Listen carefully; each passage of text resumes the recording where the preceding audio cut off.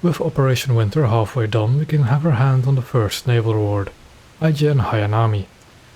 As a Yugumo class destroyer, it should be pretty familiar to most of you who've gone down the Japanese tree, but I'll still do my due diligence, so let's get into it. First we'll look at her armament, and first of those we have Hayanami's main guns. These are the same old 127mm guns as found on a lot of Japanese destroyers.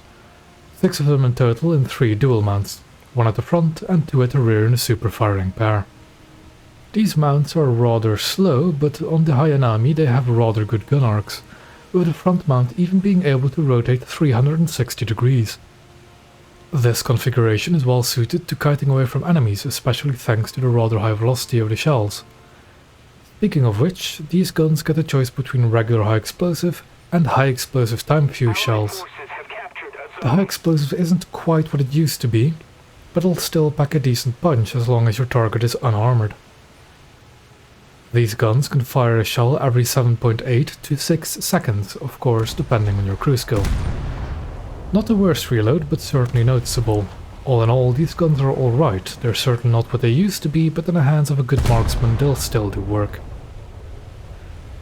Next we have the only thing that actually differs between Hayanami and Yugumo, her anti-air armament. In addition to the 2 dual 25mm mounts near the smoke funnel, Hayanami also gets an additional dual mount at the front of the bridge. And that's it. 3 dual 25mm mounts in total.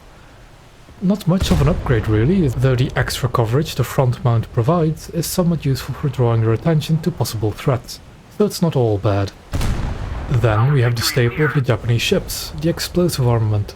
This consists of 8 100kg depth charges, which no one in a blue water vessel should really care about, and 2 quadruple launchers with a full reload each, for a total of 16 long-lance torpedoes.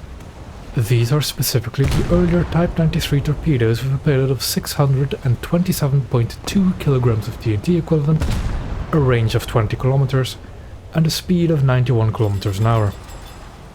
These torpedoes don't need much of an explanation. They're incredibly potent with their high speed and long range and a good payload. If you know how to launch a proper spread of torpedoes too, you will almost always get a kill with them. The only risk is these torpedoes detonating, because 16 of them going up at the same time will not leave much of Hayanami left. I suggest launching the first set as soon as possible to at least get rid of the spare torpedoes that are scattered on the deck. When it comes to mobility, Hayanami is again identical to the Tech 3 Yugumo with a top speed of 65 km an hour. Not bad, not exceptional either. Hayanami's forward acceleration isn't too bad, being able to rather quickly go from standstill to full speed. Her deceleration is not as good though. So if there's a corner you really don't want to go around, be sure to order the ship to a halt well on time. Her turning circle is pretty small and her rudder is quick to respond, though she is rather slow in the turn itself, somewhat negating the benefits of the small turning circle. Survivability wise, there isn't much in the way of armor, the gun turrets especially being juicy targets for enemy marksmen. The engines are also massive, so they're easy targets. Luckily, the ammunition is rather deep in the ship, with only the ready ammo being vulnerable to enemy fire, but they're small targets. What isn't a small target, however, are the torpedoes. When carrying all 16 torpedoes, they cover a large part of the ship, and you really don't want to detonate them. So as I said earlier, don't be too conservative with the first 8 torpedoes. Getting the spare torpedoes out of the way will help greatly. In general, the survivability of Hayanami isn't anything special, but she can feel a bit squishy when on the receiving end of a determined enemy. When it comes to playstyle, range is your friend.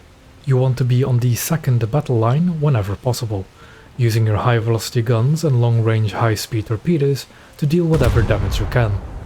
And when you start taking fire, don't be afraid to turn away and open the distance even further, as Hayanami's gun layout is optimal for kiting away. There are maps where this is not really possible, and on those it's best to just advance slowly, always keeping an escape route open. But now, the important question. Is Hayanami worth it? First off, we need to know how much she is actually worth. And this is 5 or 6 stars if you want the camo too. This translates to 5 to 6,000 golden eagles, though technically you can of course still get everything for free.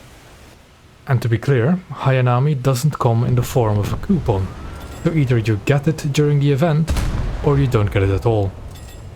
That is quite a price tag for a rank 2 premium destroyer, though the economic modifiers are pretty decent, surpassing the other Japanese event premium at this rank and BR, the Yugure, and being pretty high compared to other rank 2 premiums in general. However, the same RP modifier can be gained by just putting a talisman on the Tech 3 Yugumo for 750 golden eagles. So all Hayanami really has over the Tech 3 Yugumo is the SL modifier and the additional dual 25mm. So is Hayanami worth it as a ship to grind through the tree? In my opinion, not really. I mean, she is not a bad premium ship at all, but it's not a ship you need to worry about if you don't get it from an economic standpoint. I should point out though that it completes a Japanese 4.3 lineup if you happen to have Yugure too, so that's a plus for it. Now, is it worth it as a collector's item?